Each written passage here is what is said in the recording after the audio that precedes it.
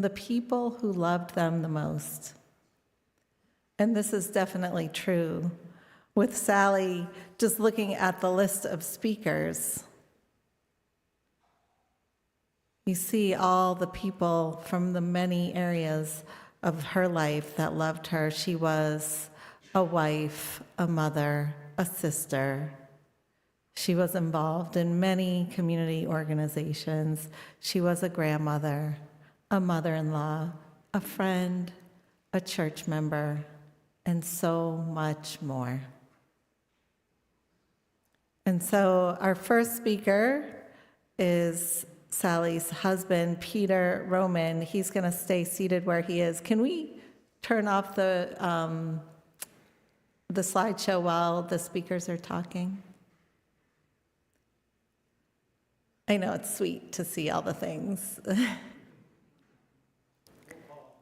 Thanks. Yeah, pause it. You can put it back at the end. And so I'm going to bring this down to Peter, and he's going to, you can stay where you are. And he's going to stand while he's able, and if he wants to sit down, he certainly can. And I'm going to let him speak. Thank you.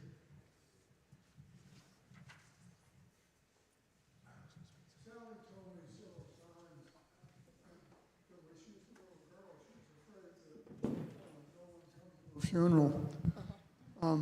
But you're here. Thank you. Bless you. Okay, thank you. Sally was 19 when I first met her. She and her roommate had come down from Vassar. I was the roommate's blind date. And I took one look at her and fell in love. Now, I know that that's an old cliche and they only use it for Hallmark movies. But it really happens to people. It happened to me. Sally really loved every minute that she was at Vassar. High school, not as much. They just built the Walter Johnson High School, and it was in a cow pasture out up county, people said. And somehow or other, all her friends that she'd gone to elementary school with got shipped out in other places, so she didn't know anybody there. And she was a little shy, and that made it harder. But Vassar was great. She couldn't understand it. All of a sudden, she was a dorm officer in Cushing, and then she was on the daisy chain. In those days, the daisy chain was a very big deal indeed, and she never could understand why. She didn't understand that people liked her because she was nice.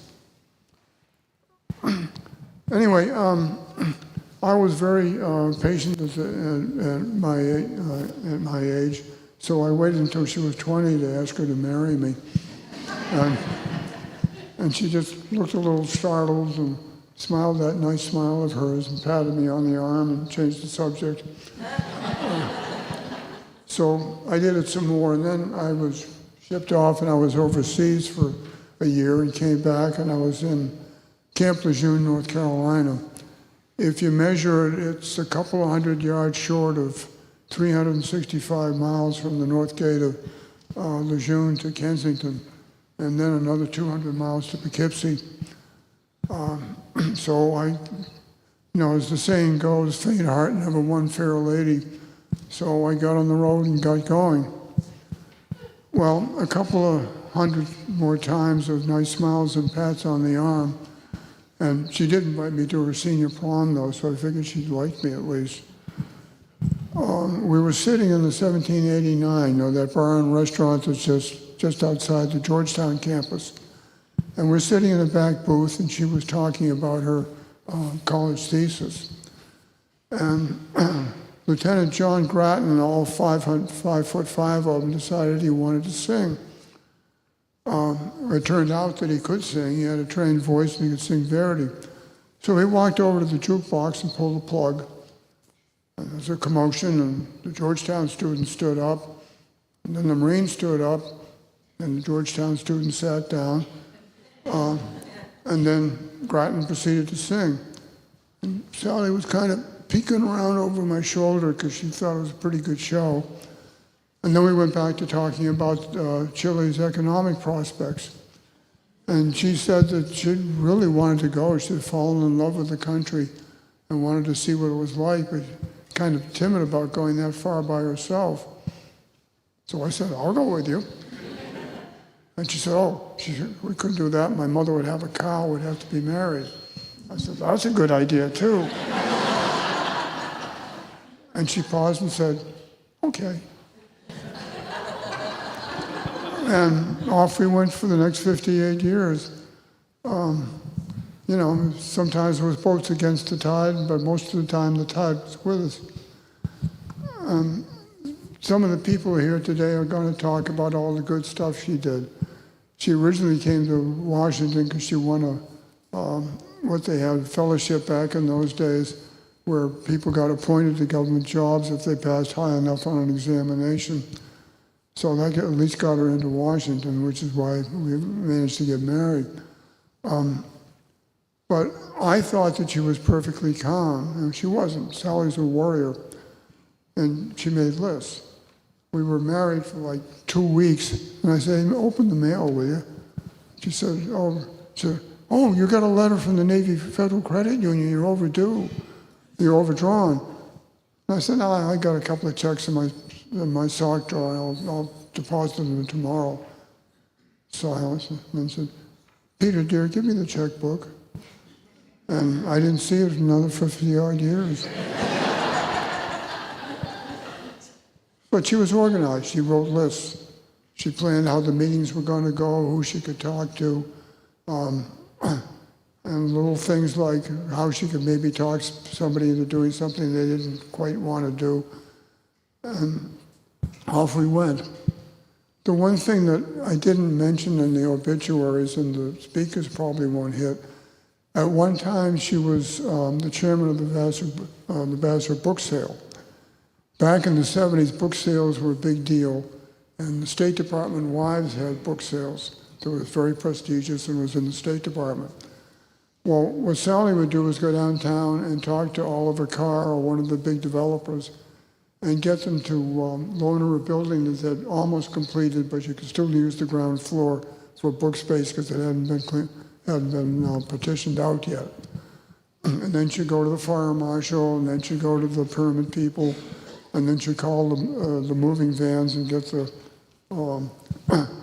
books in. Well, the second year that she was the chairman of the book sale, none other than Calvin Trillin showed up from the New Yorker. And if you're a New Yorker fan, you know who Calvin Trillin is and what a big deal he is. Well, he wrote it up, and there it is in the New Yorker magazine on June 14th, 1976. The State Department, for some reason, also wrote it up in a magazine they called America that they distributed in Russia. So Leonid Brezhnev knew about the Vassar book sale, too. And that's it. We went on and on until she got sick. I don't get COPD. It's like being slowly strangled. It's awful. But we made it, and with her customary good humor and courage, she went on. We were into the hospitals and out. In her last 18 months, she was stuck in bed. But she kept her sense of humor. She'd tell me from time to time, she said, a little more training, you'd make a good lady's maid. But then one day, it all went downhill, and I heard a small voice saying, Peter, help me. And I couldn't. So 911 and off to the hospital, and everybody came. John was down from Philadelphia in 2 hours flat. Sister Margie was there all the time. I'd come in the morning and find son Peter sleeping in a chair because he'd stayed there all night in case his mom needed him. My friend Moss and Gus in the Marine Corps showed up, and it failed. And November 14th, I was sitting there reading her from one of those Thursday afternoon murder mysteries that she liked. And she looked a little ragged, and I ran for the nurse and brought the nurse back, and the nurse said, I'm sorry, she's dying. And with her customary good grace, she died very quietly and very politely so as not to disturb anybody. And goodbye, my love. Thank you.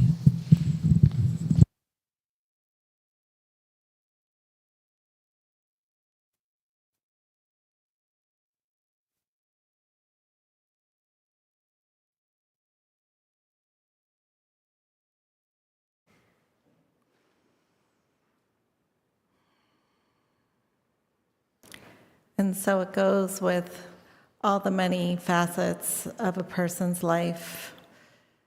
The person that they chose to spend their entire life with certainly has the most to say.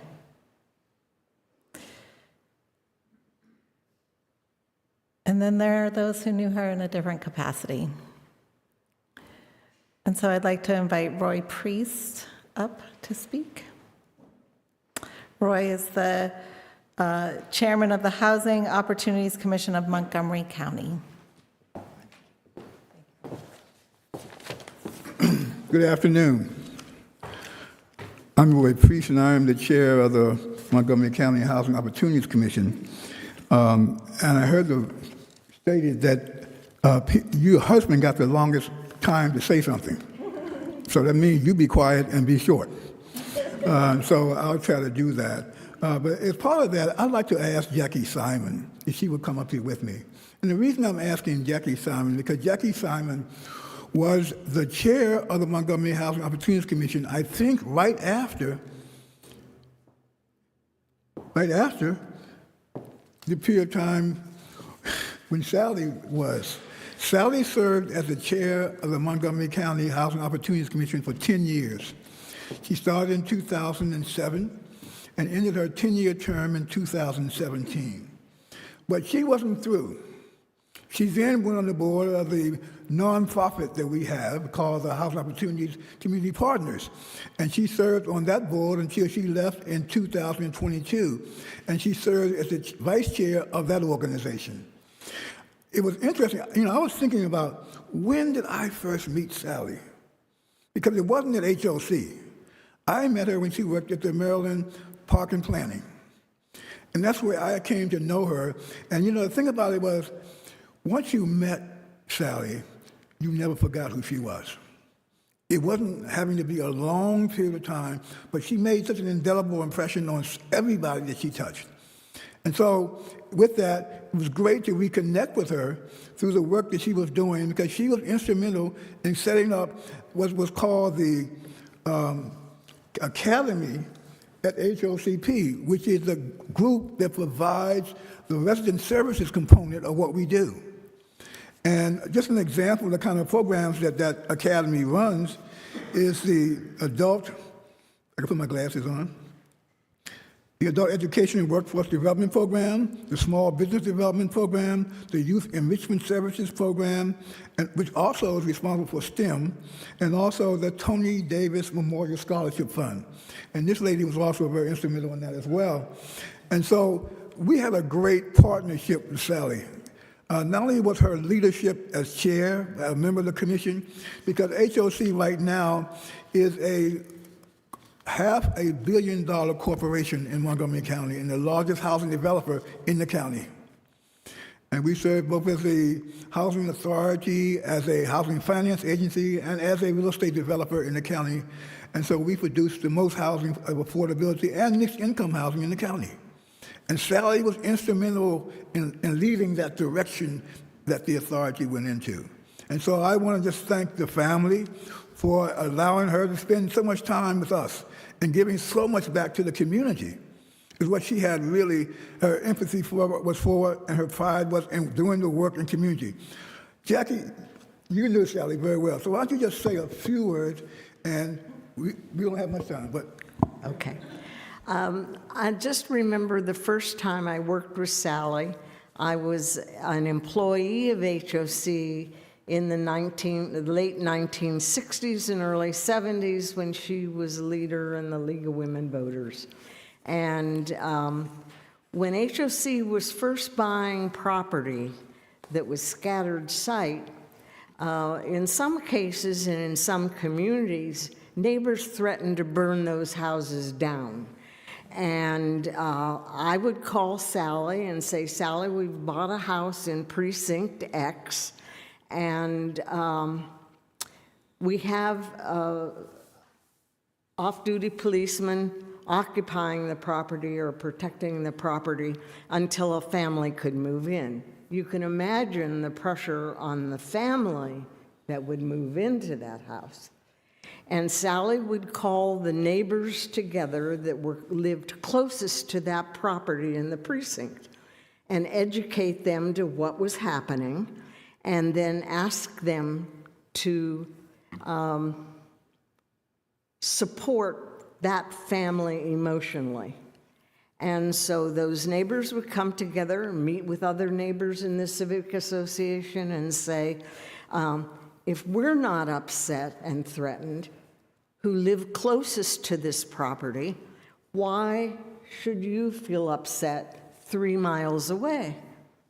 And then the day the family moved in, one of the league members would visit the family with a cake or a pie.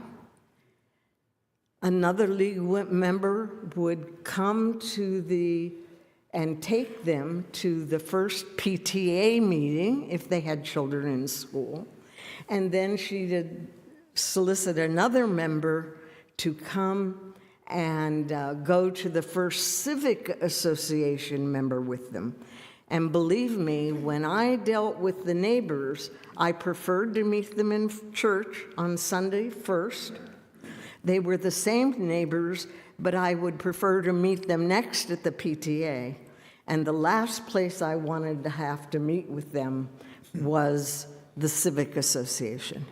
So Sally, in her quiet, calm way, did more to open the communities and educate the communities to the need in the county for affordable housing, and she was an incredible colleague to whom I will be eternally grateful. Thank you. Thank you so much. It's interesting that Sally also served with both of us on the town center board, Yes, she did. which is a senior community located right across from the county office building. The executive office building. And so right? we were very fortunate to have that time with her. But I want to share with Peter something that we have in common at this point in our life. I also recently lost my wife after 58 years of marriage. And so I can empathize with what you are dealing with now with a great partner. And so I'm going to call you occasionally, and we can share experiences. Because life is a continuum, that a person is here, they in fact breathe reality in the form of children, grandkids, and other things, and they leave that for us to carry on. And so we will do that in celebration of her life and what she meant to you and to our community. So thank you very much for that. And we'll both continue to work with all effort and due diligence. Thank you. Thank you. Oh, is that yours? Oh, this is yours.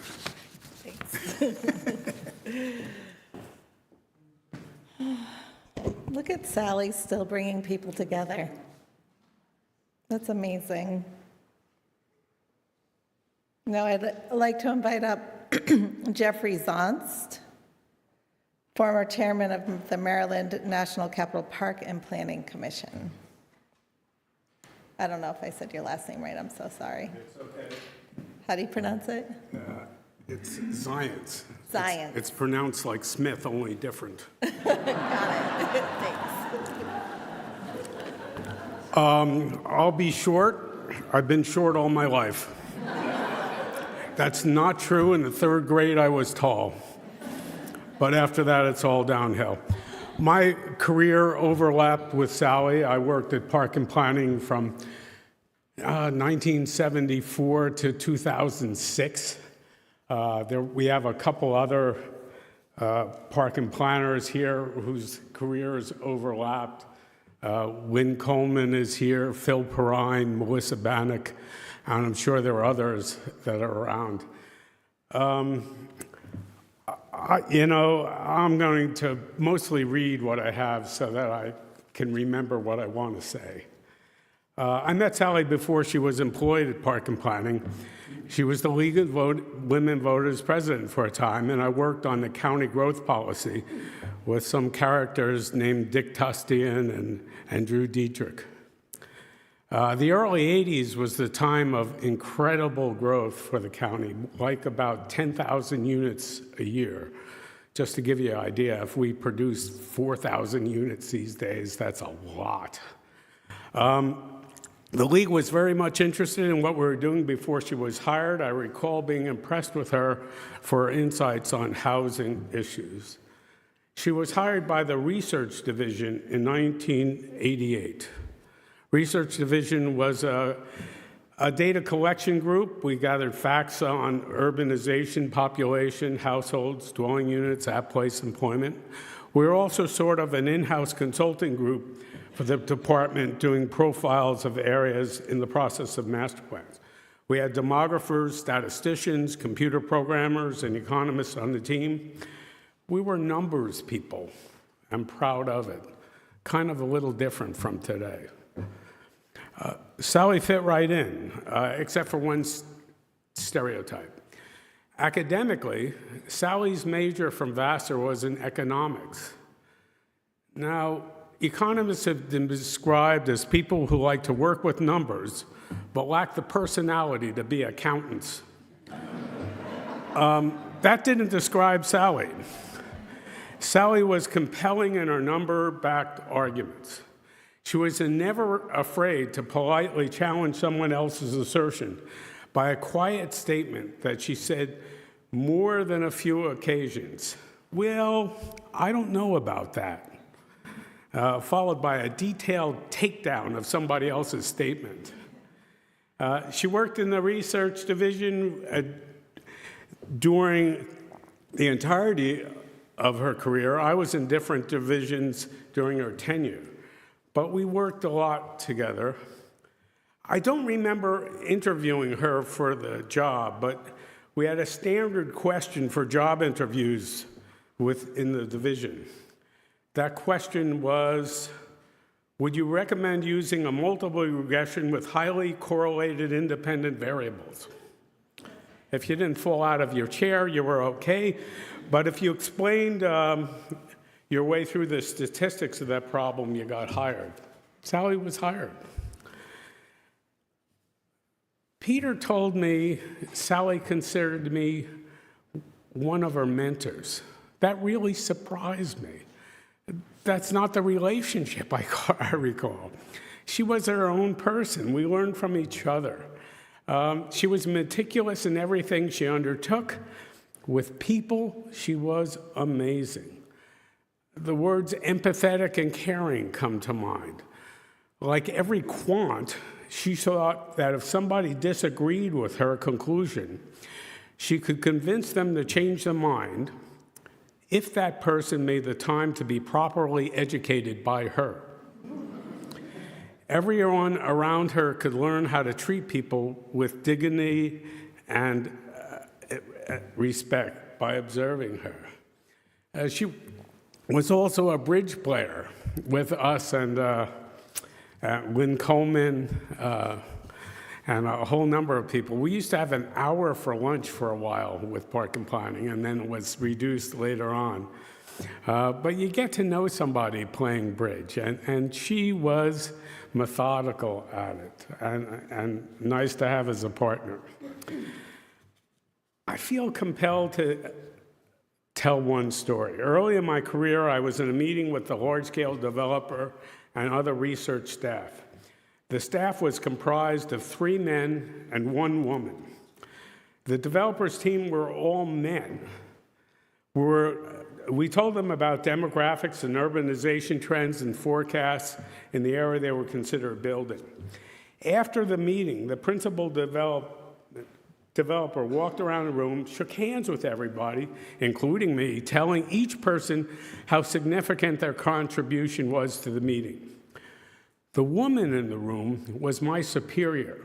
She had presented more material at that meeting than I had. When he got to her hand, the developer said, "And you, my dear, were charming." The woman looked straight into his eyes, and without skipping a beat, she replied, "And so were you."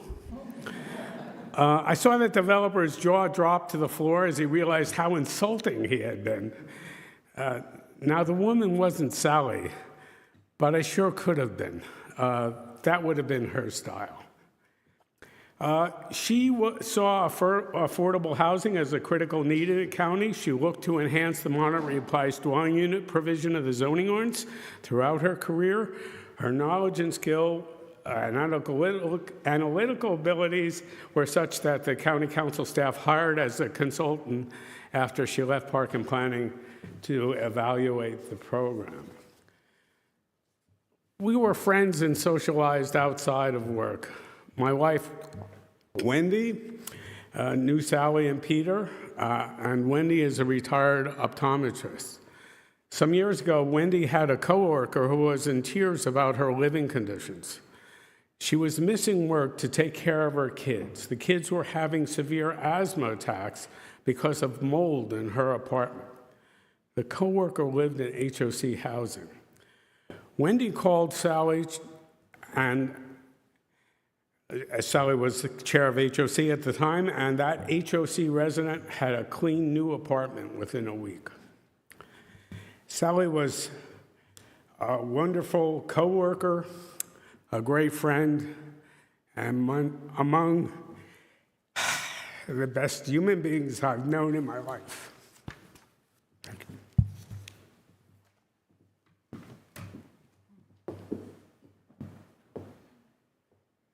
Thank you. And now I would like to invite up Judy Mornoff, the League of Women Voters of Montgomery County representative.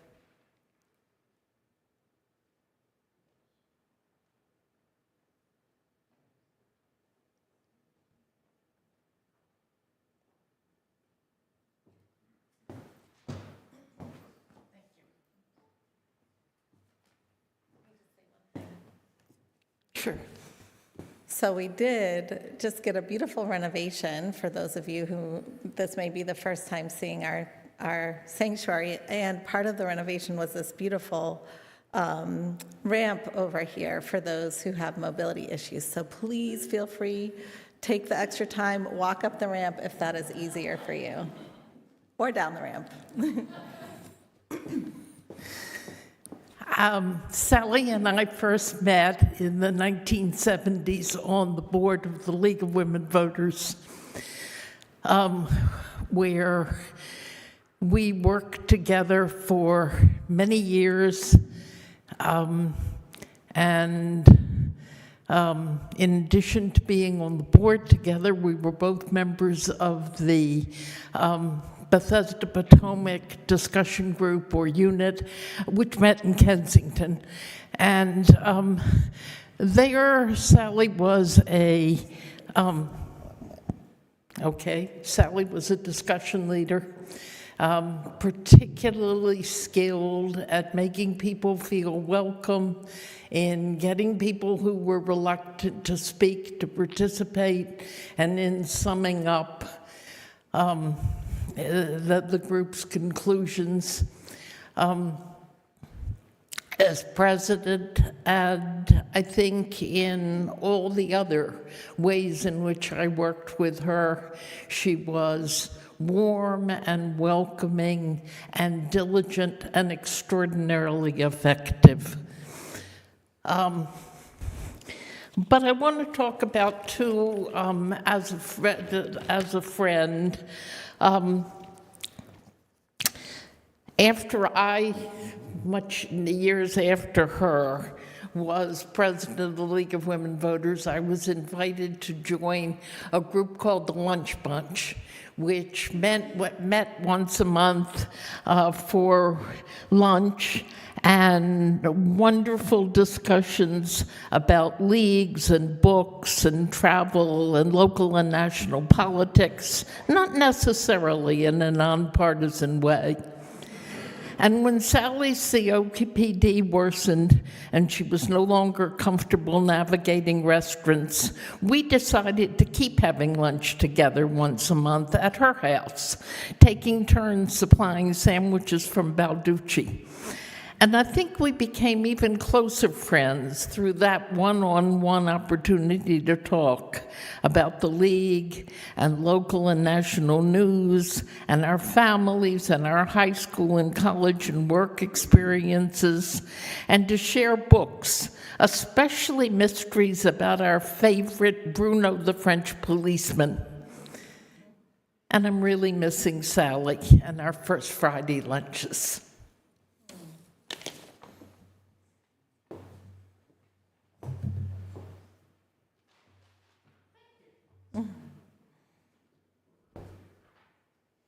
And now I'd like to invite up Barbara Goldman Goldberg from the Affordable Housing Conference of Montgomery County.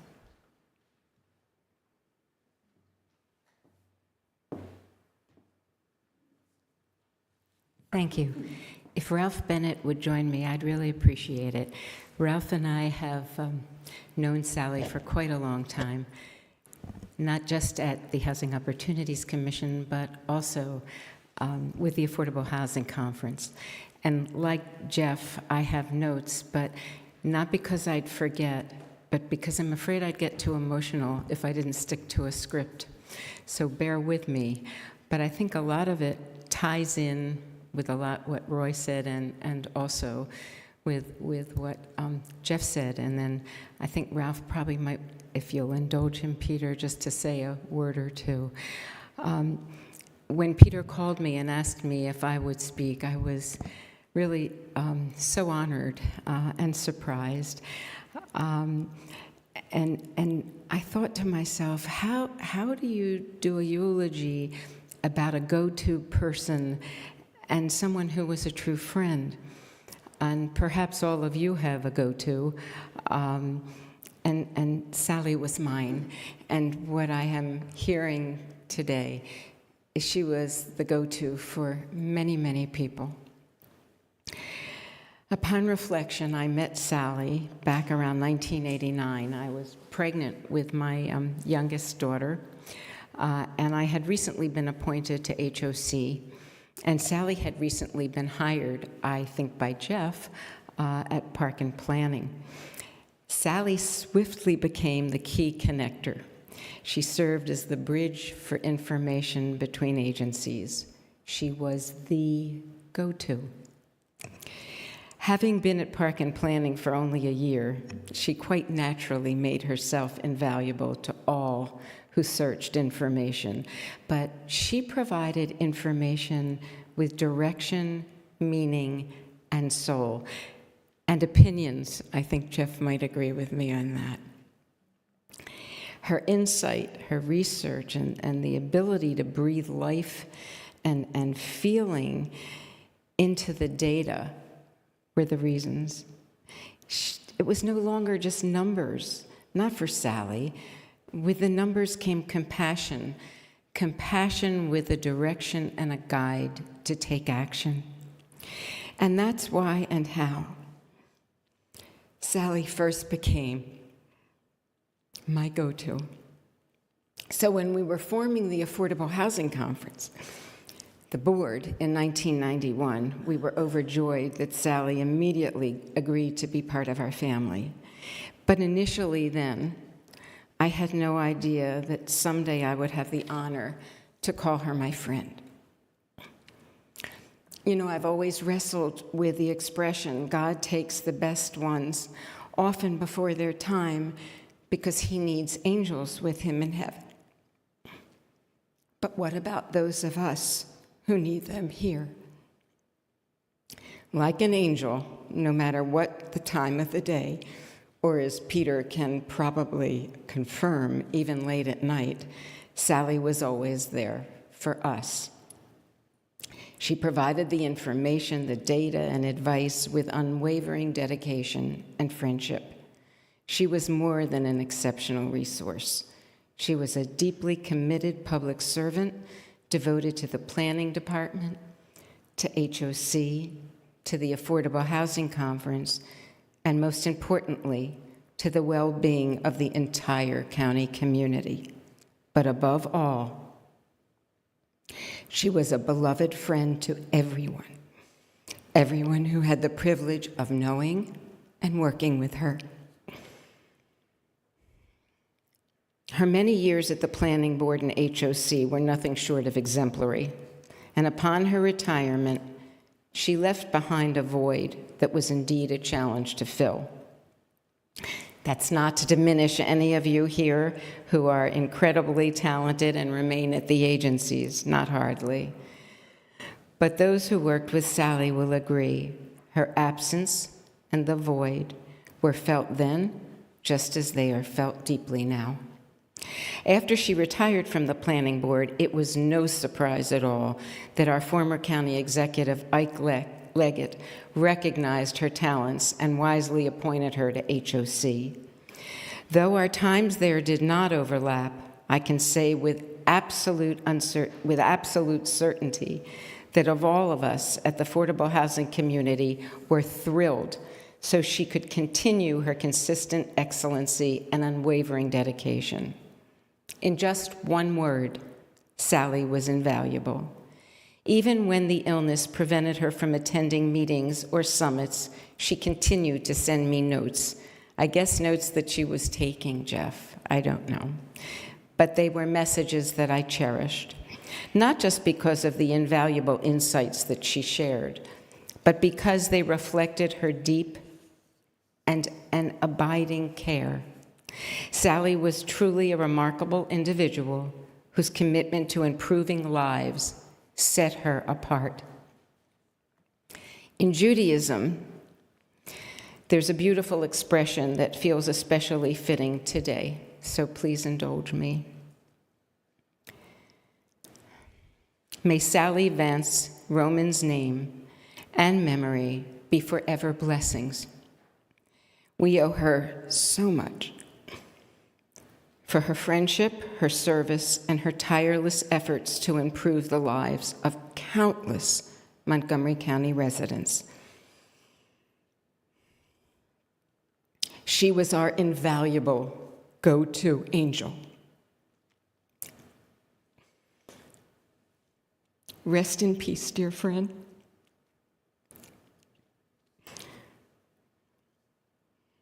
I know you're watching over us. Thank you for having been you. You embodied the kindness, knowledge, dedication, talent, and spirit that our world so desperately needs and craves. You will always be remembered and missed and never forgotten. Ralph, would you say a few words? I second. Okay. That's fine. Sally was everything Barbara's described. Miss her badly. Thank you.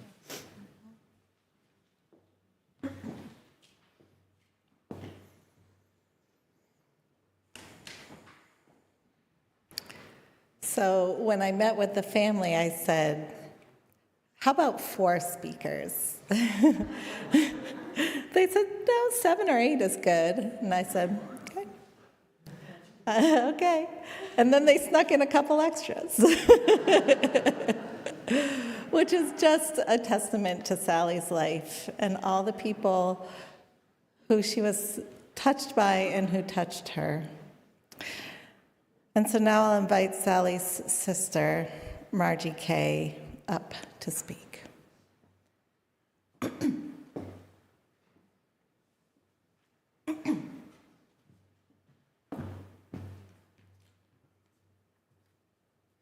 I'd like to say you saved the best to last, but I know I'm not last. This afternoon, we have gathered together to celebrate the life and work of my oldest sister, Sally. The speakers before me have shared their remembrances of Sally's life work and passions over these past many years.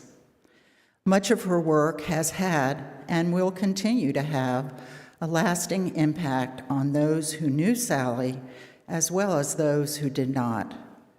Her work for the citizens of Montgomery County is her legacy for public good. No matter the social status, race, religion, or income, Sally's work has touched those, especially here in the county. In the late 1960s, when Sally and Peter and their 2 young sons were stationed in Fribourg, Switzerland, I was a high school student at Sandy Spring Friends School in Olney. I remember the motto of the school that lives today: "Let your lives speak." This quote is attributed to George Fox, who was the founder of the Quaker faith. As we remember Sally today, those who have shared with you her life's work and passions have shared just that quote: "Let your lives speak." Now, let me take a few moments to share with you some of my childhood memories of Sally and my sister Julie and I growing up in Kensington. Because before there was Peter and Peter V and Jonathan, there were just the 3 Vance sisters. On December 15th, 1942, Sarah Eggleston Vance was born to John and Elizabeth Vance. A few years later, my sister Julie was born, and then in 1953, I arrived. Such are our family dynamics: Sally, the firstborn, and I, the baby. This, of course, has never changed, and I believe that Sally has always had a tender spot in her heart for her baby sister. I'd also like to take a moment to share a little bit about our parents, because to have known their family history, you would see reflected in our family their core beliefs and values. These qualities of humility, honor, fairness, and service. But, of course, remembering my childhood, there were the usual sibling dynamics between sisters. Being the baby sister, I could be a pest to my older sisters. That is the role of a younger sibling. The role of my sisters was to relegate me to the middle of the back seat on rides in the family car. And at times, I was tormented by being in the middle. This was especially true no matter the length of the car ride. Remember, for those of you, there used to be that bump in the middle, so you didn't have the same leg room. Many a weekend ride in the car might take us for a picnic. My cousin Bernie reminded me recently of our picnics to Tridelphia Reservoir. Happy times rolling down the grassy hills and then feasting on burnt hot dogs. Many years later, when we all had our own families, we would occasionally still meet at Tridelphia for a picnic, always with my father's very black and very crisp hot dogs. On longer trips in the car to Milford, Nebraska, or to Poughkeepsie, New York, I remember still being in the middle of the back seat, squished between Sally and Julie for hours. Years later, I was glad when Sally went off to Vassar and I wasn't in the middle of the back seat anymore. Sally was always beautiful, smart, and popular, especially in high school and college. When she was a sophomore at Vassar, she was chosen for the honor of serving on the daisy chain. This is a tradition where selected sophomores hold a long chain of laurels and daisies lining the pathway for the graduating seniors at commencement. I remember that beautiful sunny June morning, seeing Sally in her long white dress, holding that daisy chain with her classmates. Around or about this time, Sally was dating Peter. And as a dutiful little sister, I had to keep my eye on them, especially when Peter arrived in his little red MG convertible. Fast forward, and on June 18, 1966, Sally and Peter were married. It was again a beautiful June day, and I was excited to be one of Sally's bridesmaids. Of course, being a young 13-year-old, I didn't know what to make of all these bald Marines in their dress white uniforms. Who drinks champagne from a helmet anyway? It was quite an experience for me. By the late 1960s, Sally and Peter were off to Switzerland, and I remember their small apartment and a very young Peter Vance and Jonathan. Switzerland and the city of Fribourg were beautiful during that summer that we traveled there with our parents. The Alps, the historic cities, and so much to see and experience. And of course, being a teenager, there was chocolate and pommes frites. After their time in Fribourg, Sally and Peter and the boys returned to Kensington, and I know my parents were thrilled to have them living close by. Sally and Peter spent many evenings in our family living room playing bridge, visiting, or sharing a meal. In the mid-1970s, our extended family met for a week together at our family retreat in the mountains of West Virginia. It was during the vacation in 1976 at Capon Springs and Farms where I met my husband, Chuck. Little did we know that there was much family speculation going on about Chuck and I. There might have even been some interrogation by my father and Peter in regards to Chuck. You see, my father and Peter had some history with the CIA. For many years, we all continued to share wonderful times at Capon, especially on the Par 3 golf course, and later watching sunsets on the hill. Sometimes we would also spend time together at Bethany Beach. And years later, Sally and Peter would purchase a townhome in Ocean City, enjoying their balcony on the bay or out on their cantankerous pontoon boat.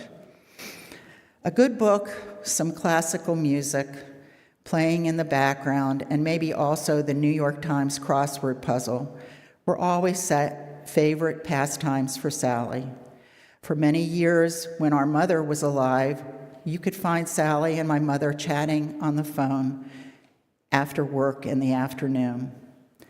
Over these past several years, Sally and I continued this habit, in that once a week, we would have phone calls, sharing family news, books we had read, and of course, her volunteer work with the League.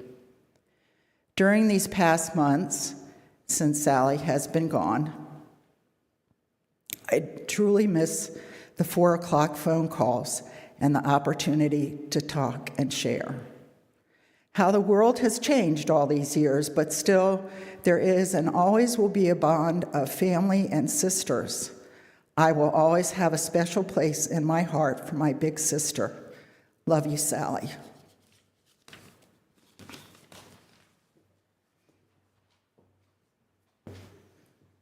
And to close out our speakers, I invite up John.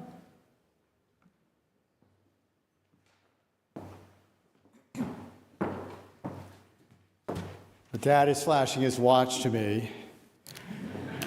Well, we're going to be here for a minute, Dad.